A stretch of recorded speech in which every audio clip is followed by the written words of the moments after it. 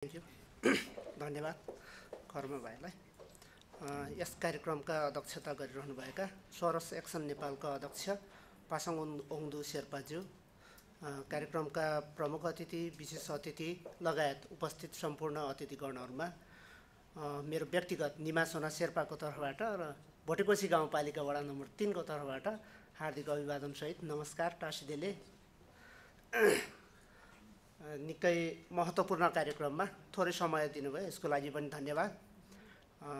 Source action नेपालले भोटेकोशी गाउँपालिकामा मात्रै होइन, नेपालको चाहिँ प्राय हिमालयन क्षेत्रहरूमा अलि जाडो मौसम भएको हिमालयन क्षेत्रहरूमा बेसी नै जाडोमा न्यानो कार्यक्रम भनेर चाहिँ न्यानो लुगा वितरण गर्ने कार्यक्रम चाहिँ धेरैमा हामीले पनि देख्यौँ। यसै सिलसिलामा भोटेकोशी गाउँपालिकामा आधारित रहेर सार्वजनिक विद्यालयहरूमा, प्राय सबै विद्यालयहरूमा हाम्रो भोटेकोशी गाउँपालिकाको आँकडा अनुसार भोटेकोशी गाउँपालिकाभित्र हाम्रो केजीदेखि सरकारी स्कुलमा चाहिँ नर्सरी भन्दैन रहेछ, केजीदेखि उमाविसम्मको प्राय हाम्रो 2700देखि 2900सम्मको आँकडामा 2700देखि 2900सम्म प्राय सबै विद्यार्थीलाई यो न्यानो ज्याकेट वितरण गरिएको, यो वितरण गर्ने कार्यक्रम चाहिँ उहाँहरूले विगत 2 वर्ष तेस्रो वर्षसम्म पनि निरन्तर दिनुभयो।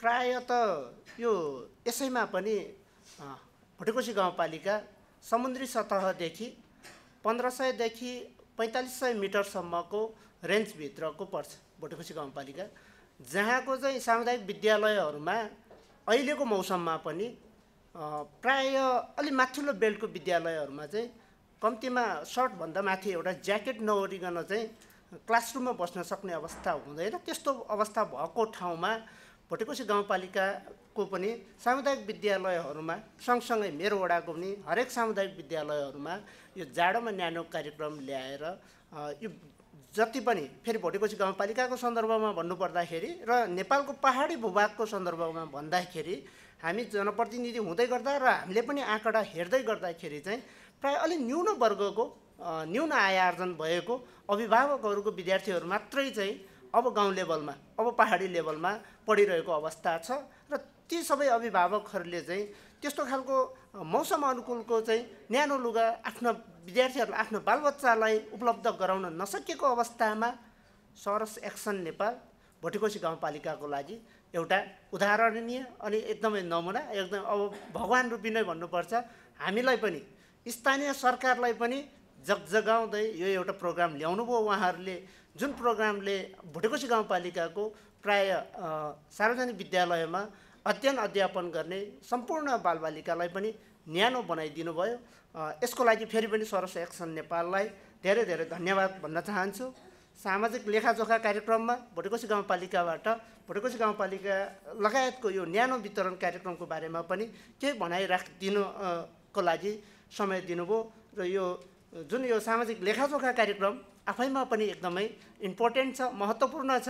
हामीलाई पनि स्थानीय सरकारलाई पनि यस्तै राम्रो सङ्घ संस्थाहरूले चाहिँ थप हामीलाई पनि सुसज्जित गरेर जाने, आफ्नो केही कुराहरू राख्न दिने र सँगसँगै उहाँहरूको कार्यबाट हामीले पनि धेरै कुराहरू सिकाउने अवसरहरू प्रदान गर्नुभयो। यसको लागि पनि सोरस एक्सनलाई धेरै धेरै धन्यवाद भन्दै फेरि पनि यो जाडोमा न्यानो कार्यक्रमले पिछडिएको वर्ग समाजमा, पहाडी मुलुकमा, नेपालको अहिलेको अवस्थामा पिछडिएको वर्ग, दलित वर्ग र कम आय आर्जन भएका वर्गहरूको बालबालिकाहरूको लागि निकै महत्त्वपूर्ण योगदान दिलाउनु भएको छ। यसको लागि सोरस एक्सन नेपालका अध्यक्ष आचार्य पासाङ ओङदु शेर्पा लगायत सम्पूर्ण टिमलाई धेरै धेरै धन्यवाद भन्दै मेरा भनाइहरू यही अन्त्य गर्छु। हस्त, धन्यवाद, नमस्ते।